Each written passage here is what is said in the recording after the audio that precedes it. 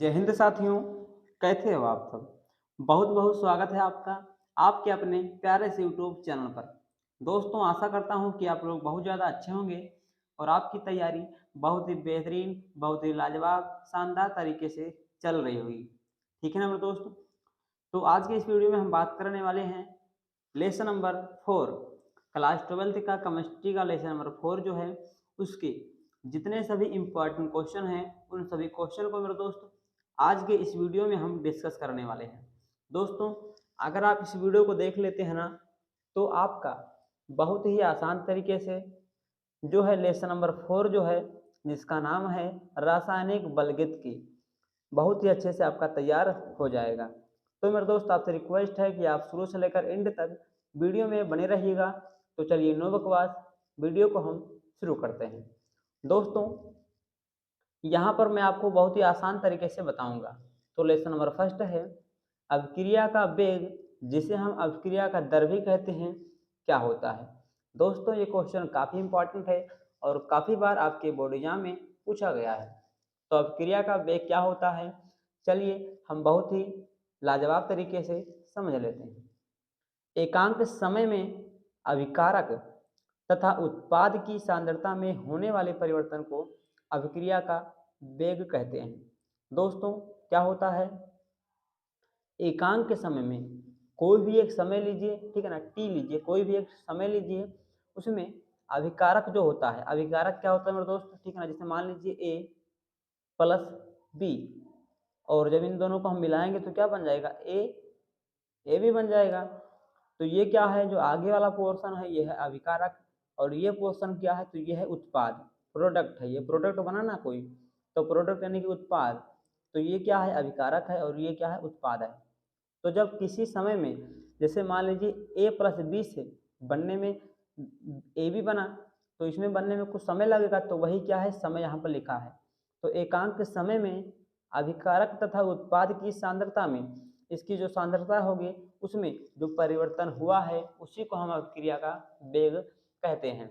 दोस्तों, एक बार फिर से समझ लीजिएगा कि इस अभिकारक से ये उत्पाद बनने में जितना समय लगा है, ठीक है ना, तो कुछ समय लगा है, और उसके सांद्रता में जो परिवर्तन हुआ है उसी परिवर्तन को हम अभिक्रिया का दर या फिर अभिक्रिया का हम वेग कहते हैं। दोस्तों, आशा करता हूं कि आप बहुत ही आसान तरीके से समझ गए होंगे, क्योंकि दोस्तों मैं नहीं चाहता कि आप इसको रटें, ठीक है ना। तो इसीलिए दोस्तों मैं आपको जो है ना बहुत ही आसान तरीके से बता रहा हूँ, ताकि दोस्तों आप इसको अच्छे से बिना रटे आप इसको अच्छे से याद कर पाए दोस्तों, ठीक है ना।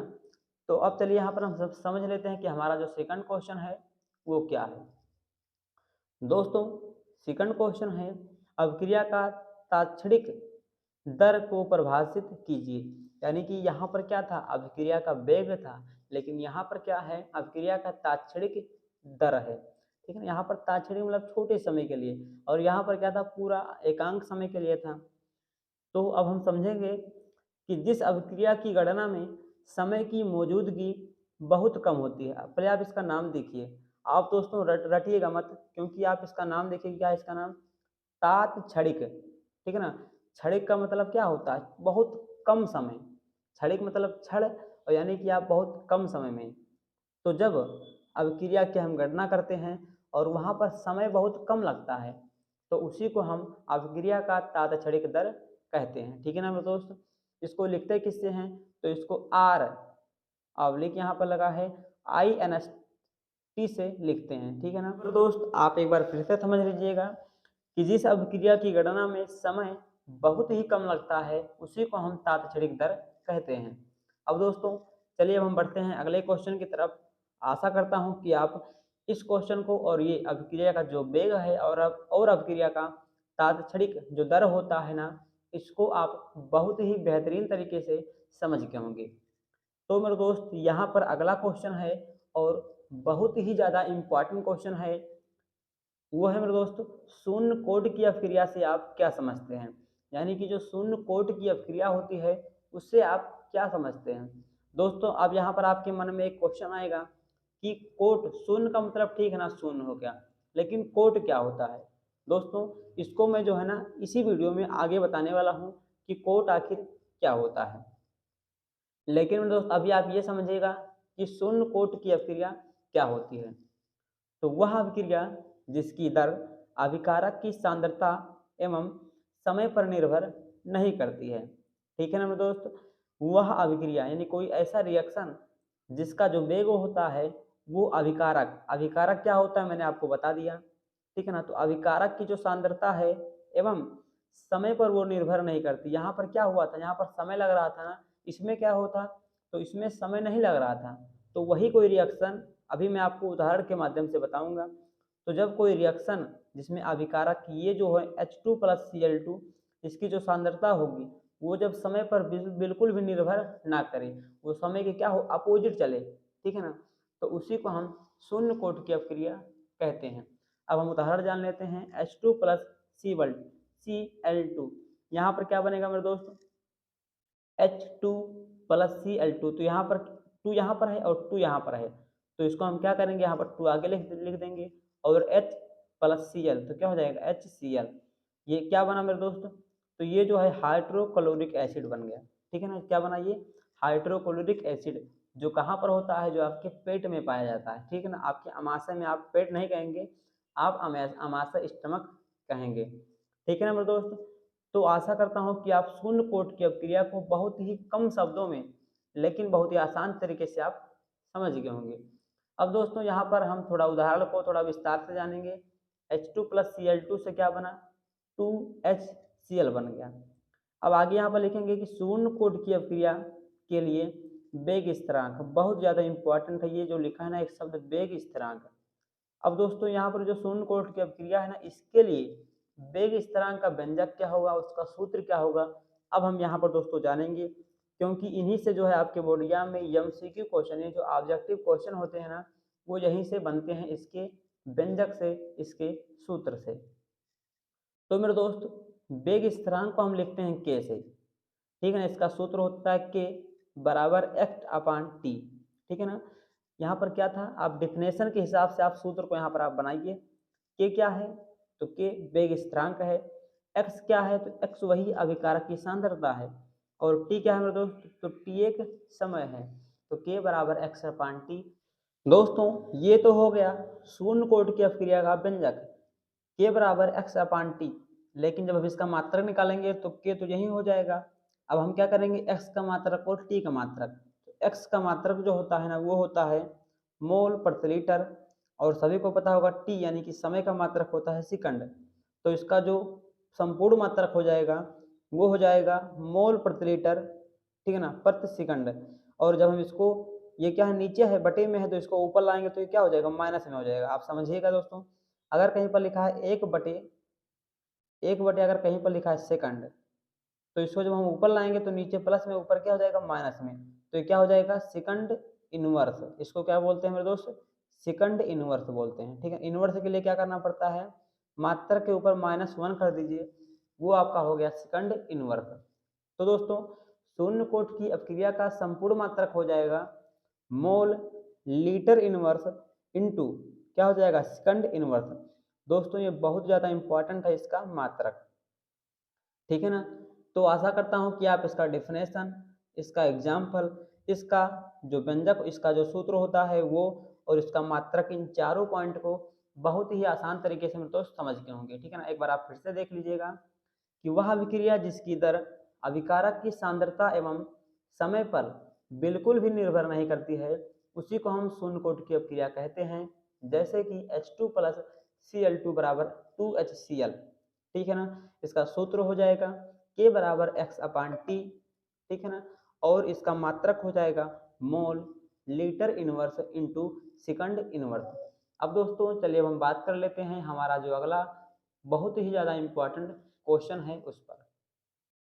दोस्तों यहाँ पर हमारा चौथा क्वेश्चन है, प्रथम कोट की अपक्रिया के लक्षण एवं उसको उदाहरण से समझाओ। जिस प्रकार से हमने शून्य कोट की अपक्रिया पढ़ा था दोस्तों, उसी प्रकार से यहाँ पर प्रथम कोट की अपक्रिया दी गई है। तो अब हम समझ लेते हैं कि प्रथम कोट की अपक्रिया क्या होती है। वह अभिक्रिया जिसकी दर अभिकारक की सांद्रता के समानुपाती होती है। ठीक है ना दोस्त, यानी प्रथम कोट की अपक्रिया एक ऐसी अपक्रिया होती है जिसमें जो अभिकारक की सांद्रता होती है वो क्या होती है, उसके वेग के, उसके दर के समानुपाती होती है। अब समानुपाती क्या होता है मेरे दोस्त? तो समानुपाती का आप यहाँ पर मतलब समझ लीजिए, समानुपाती का चिन्ह इस प्रकार से होता है, ठीक है ना। अगर मान लीजिए कहीं पर लिखा है आर समानुपाती पी, इसका मतलब क्या है, अगर आर बढ़ेगा तो ये भी बढ़ेगा, ठीक। अगर ये घटेगा तो ये घटेगा, ठीक है ना। जैसे घर में जो दो छोटे छोटे बहन होते हैं, भाई बहन होते हैं, उनमें क्या होता है, अगर आप एक को 10 रुपये देंगे ना तो दूसरा भी आपसे मांगेगा, ठीक है ना। अगर आप एक को नहीं देंगे तो ये भी नहीं मांगेगा। उसी प्रकार से यहाँ पर होता है कि अगर इसको अगर आप बढ़ाएंगे तो ये बढ़ेगा, इसको घटाएंगे तो ये घटेगा, यानी अगर आप इसमें 10 से गुणा करेंगे तो इसमें भी 10 से गुणा हो जाएगा, ठीक है ना। आशा करता हूँ आप इस पॉइंट को अच्छे से समझ गए होंगे। तो प्रथम कोटि की अपक्रिया एक ऐसी अपक्रिया होती है जिसका जो वेग होता है, जिसका जो दर होता है, वो अभिकारक की सांद्रता पर निर्भर नहीं करता। यहाँ पर दोस्तों उसके समानुपाती होगा। सॉरी दोस्तों, शून्य कोटि की अपक्रिया में निर्भर नहीं करता है और प्रथम कोटि की अपक्रिया में क्या होता है, समानुपाती होता है, ठीक है। अब यहाँ पर इसका सूत्र समझ लीजिए, वहां पर सूत्र क्या था, x बराबर एक्स के बराबर एक्स अपान टी। यहाँ पर क्या हो जाएगा मेरे दोस्त, बहुत ज़्यादा इंपॉर्टेंट है ये, आप इसको अच्छे से तैयार कर लीजिएगा। जितने सभी केमिस्ट्री में आपका जो न्यूमेरिकल बनेगा ना, यहीं से बनेगा, और ये न्यूमेरिकल आपको देंगे 5 नंबर, ठीक है ना। तो ये बहुत ज़्यादा इंपॉर्टेंट है, ये आपका जो सूत्र है। तो यहाँ पर क्या लिखा है, के बराबर 2.303 अपान टी लॉग ए बटे ए माइनस एक्स, ठीक है ना। ए क्या है मेरे दोस्त, तो जो प्रारंभिक जो शुरुआत की सांद्रता होती है उसको लिखते हैं ए से, और जो अंतिम, अब जब शुरू हुआ तो कोई चीज खत्म भी होगा, तो जब शुरुआत की सांद्रता होती है उसको लिखते हैं ए से, और जो अंतिम सांद्रता होती है उसको लिखते हैं ए माइनस एक्स से, ठीक है ना। तो यहाँ पर आपके बोर्ड एग्जाम में क्या होगा, इसका मान दिया होगा, अगर आप जब सॉल्व करेंगे क्वेश्चन को तो इसका मान दिया होगा, इसका मान दिया होगा, इन इस जो पोर्शन है इसका मान दिया होगा, और आपको टी या तो फिर टी का मान दिया होगा या तो के का मान दिया होगा। तो एक दो तीन, यहाँ पर 3 पॉइंट है, 3 पॉइंट में से आपको क्या करेगा, 2 का मान दे देगा और आपसे एक पूछेगा, ठीक है ना। ये क्वेश्चन जो आपको दिलाते हैं 5 नंबर, तो आप इसको बहुत ही अच्छे से तैयार कर लीजिएगा। दोस्तों आगे बात कर लेते हैं, अगला जो हमारा बहुत ही ज़्यादा इम्पॉर्टेंट है मेरे दोस्त, वो है आणविकता एवं अभिक्रिया की कोटि में अंतर। मैंने आपको पहले ही बताया था कि कोटि क्या होती है, ये अब हम अभी हम समझने वाले हैं दोस्त, तो यहाँ पर वो आ गया। तो अब हम क्या समझेंगे, इनमें क्या क्या अंतर होता है। आणविकता यहाँ पर लगाएंगे मेरे दोस्त एक हेडिंग, और इधर क्या करेंगे, लिखेंगे कोटि, और बीच में इसी प्रकार से हम समांतर रेखा खींच देंगे एक ही केवल, ठीक है ना मेरे दोस्त। अंतर में क्या होता है, आपको इस प्रकार से अंतर करना होता है, ठीक है ना। अगर आप इस प्रकार से अंतर लिखेंगे मेरे दोस्त तो वो गलत हो जाएगा। अब हम समझते हैं कि आणविकता क्या होती है। तो प्रारंभिक पद में भाग लेने वाले अभिकारक अणुओं की संख्या को आणविकता कहते हैं। क्या है मेरे दोस्त, आणविकता का मतलब होता है कि प्रारंभिक जो पद है, ठीक है ना, उसके जो प्रारंभिक चरण हैं उसमें जितने भी अभिकारक भाग लेंगे, मैंने अभी आपको बताया कि अभिकारक क्या होता है, ए प्लस बी बराबर ए बी बन गया, या मान लीजिए सी बना, तो ए बी क्या है, यहाँ पर अभिकारक है। तो प्रारंभिक पद में भाग लेने वाले अभिकारक अणुओं की संख्या को आणविकता कहते हैं मेरे दोस्त। अभी आपको जो मैं एग्जाम्पल कराऊंगा ना, तब आप बहुत अच्छे से समझ जाएंगे। यहाँ पर लिखा भी है उदाहरण, ए प्लस बी। अब आप बताइए कि ए प्लस बी की आणविकता कितनी है, तो यहाँ पर कितने लोग हैं, एक और एक, 2 लोग, तो ये कैसा है, द्विव अणुक है, ठीक है ना।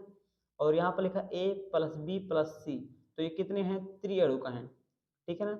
अगर कहीं पर लिखा ए तो केवल एक अणुक है, यानी कि आणविकता का मतलब ही होता है अभिकारक में कितने लोग भाग ले रहे हैं, उसी को हम आणविकता कहते हैं।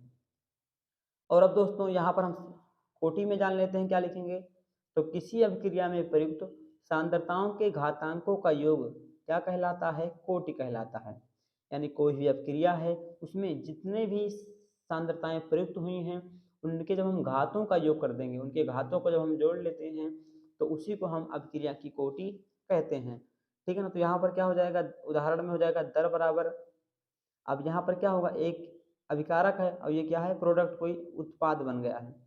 तो यहाँ पर हम मान लेते हैं, आप कुछ भी मान लीजिएगा, M A plus N B product क्या बना, P C plus P D.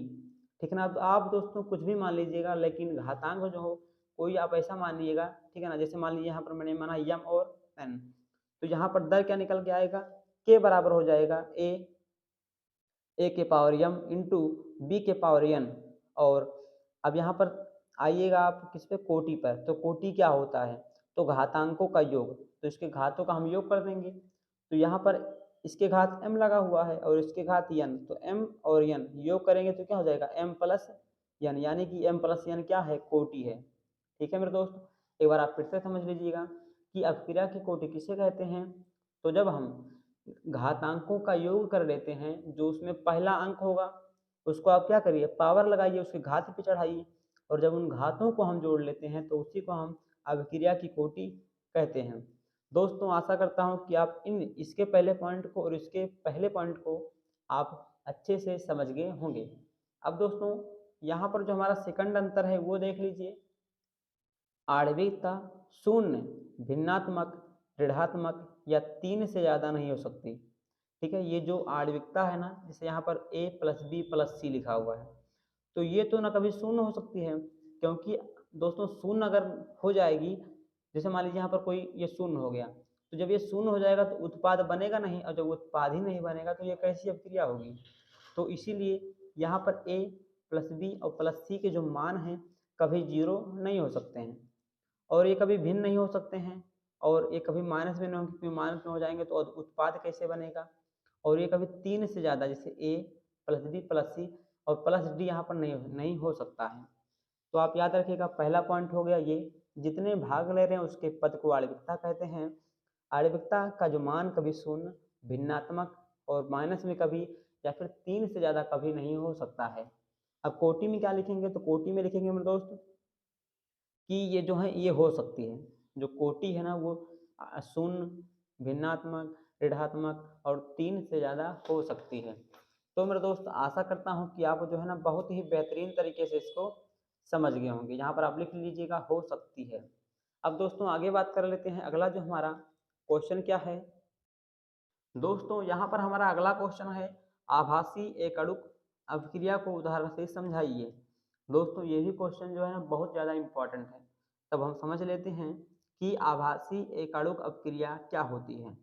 वो अभिक्रियाएं जिसकी कोट एक परंतु आणविकता दो, या जिसकी आणविकता एक या एक से ज़्यादा होती है, तो उसी को आभासी एकअणुक अभिक्रिया कहते हैं। दोस्तों मैंने आपको बता दिया कोट क्या होता है और आणविकता क्या होती है, ठीक है ना। अब यहाँ पर क्या पूछा है, आभासी एकअणुक अभिक्रिया। तो जब कोटि का मान क्या हो, जो ऊपर जो घातांक लगा हुआ था, जब उसका मान 1 हो और आणविकता जो होती है 1 से ज़्यादा होती है, तो उसी को हम कहते हैं क्या, आभासी एकअणुक अभिक्रिया। ठीक है, उदाहरण समझेंगे। यहाँ पर दोस्तों शॉर्ट में लिखा है कि आणविकता 1 से ज़्यादा होगी, कोटि 1 होगी। जैसे यहाँ पर देखिए A प्लस बी बराबर क्या बना, कोई प्रोडक्ट कोई उत्पाद बना हुआ है, ठीक है ना। तो दर निकालेंगे, तो यहाँ पर हमेशा के लेते हैं दोस्तों, इसके लिए अभिक्रिया के लिए के इंटू हो जाएगा A इंटू इसमें B के पावर 0। यहाँ पर दोस्तों 0 क्यों रखे हैं, क्योंकि हमें क्या करना है, कोटि 1 रखना है, आणविकता 2। तो यहाँ पर आप देखेंगे तो 1 और 1 2, आणविकता क्या होती है, मैंने आपको अभी बताया था कि अभिकारक में भाग लेने वाले अणुओं की संख्या। तो अभिकारक में कितने अणु हैं, 1 और 1 2। तो यहाँ पर दोस्तों जो आणविकता है ना 1 से ज़्यादा हो गई, हाँ 2 यहाँ पर हो गई। अब हमें कोटि लाना है 1, और जब भी आणविकता 1 से ज़्यादा हो जाए और कोटि 1 हो जाए तो उसे क्या बोलेंगे, आभासी एकअणुक अभिक्रिया। अब दोस्तों यहाँ पर हम b के पावर 0 लगा देंगे, और आप सभी जानते होंगे अगर आप किसी के पावर 0 लगाते हैं तो उसका मान सदैव 1 हो जाएगा। ठीक है, तो इससे जब गुणा होगा तो ये क्या बन जाएगा, ये हो जाएगा, ये 0 हो गया और ये इसके पावर 1, तो यानी दर बराबर क्या हो जाएगा, a के पावर 1।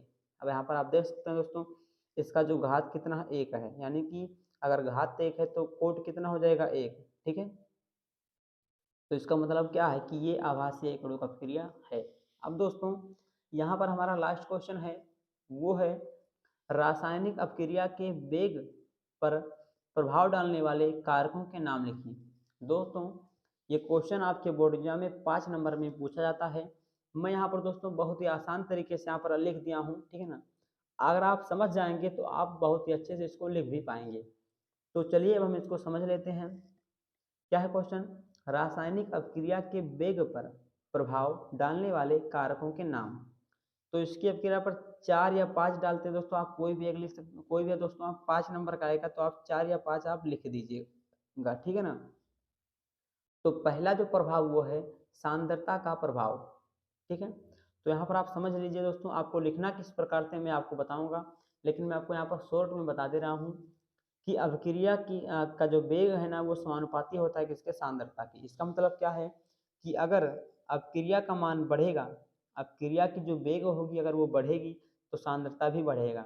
आपसे पूछा क्या है कि अब रासायनिक अभिक्रिया के वेग जो होते हैं ना उस पर कौन कौन जो प्रभाव को डालते हैं।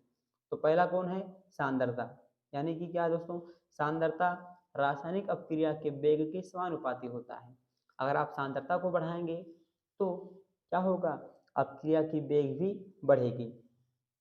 अब दोस्तों आप किस प्रकार से लिखेंगे मैं आपको बता दे रहा हूँ दोस्तों। आप हेडिंग लगाएंगे सांद्रता का प्रभाव, इसमें आप लिखेंगे कि अपक्रिया की जो वेग होती है, या फिर दोस्तों आप लिखेंगे कि रासायनिक अपक्रिया की वेग जो है सांद्रता के समानुपाती होती है, अर्थात कि अगर हम अपक्रिया के मान को बढ़ाएंगे तो उसकी सांद्रता भी बढ़ेगी, या फिर सांद्रता को बढ़ाएंगे तो अपक्रिया की वेग भी बढ़ती जाएगी, ठीक है ना मेरे दोस्त। तो आशा करता हूँ कि आप जो है बहुत ही अच्छे से इसको समझ रहे होंगे।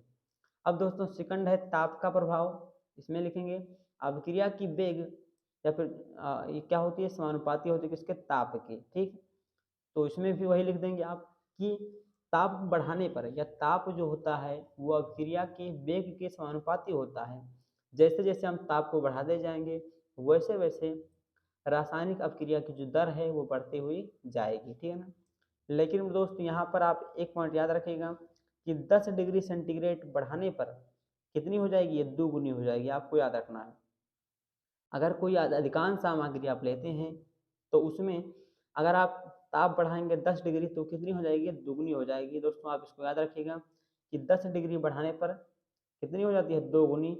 आपसे एमसीक्यू क्वेश्चन में भी पूछ सकता है ये। थर्ड मेरे दोस्त है उत्प्रेरक का प्रभाव।